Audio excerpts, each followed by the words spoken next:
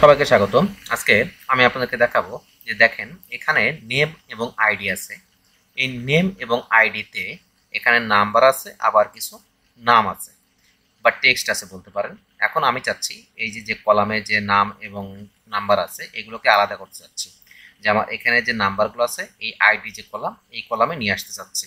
এখানে শুধুমাত্র এই আইডিগুলো চলে আসবে।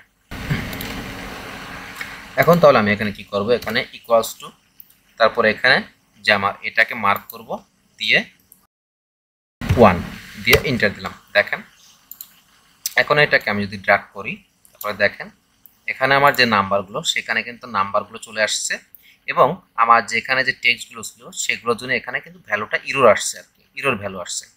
সেক্ষেত্রে আমি এখন কি করব, এখানে আরেকটু আমি কাজ করব।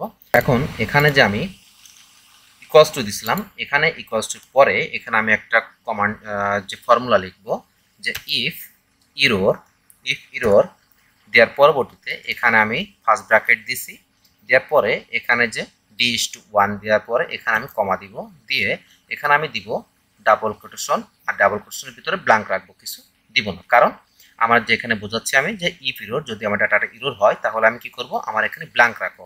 তার মানে আমার যে ভ্যালু ইররগুলো আছে এগুলো যাতে ব্ল্যাঙ্ক হয়ে যায়। দেওয়ার পরবর্তীতে এখানে আমি ফার্স্ট ব্র্যাকেটটা ক্লোজ করবো, দিয়ে ইন্টার দিব।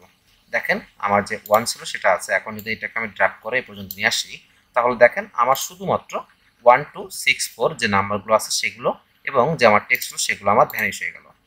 তো ধন্যবাদ, এই ছিল আজকের ভিডিও। আমার ভিডিওগুলো যদি ভালো লাগে থাকে তাহলে নতুন নতুন সব ভিডিও পেতে আমার চ্যানেলটিকে সাবস্ক্রাইব করে পাশে থাকা বেল বাটনে ক্লিক করে রাখবেন। ধন্যবাদ, ভালো থাকবেন।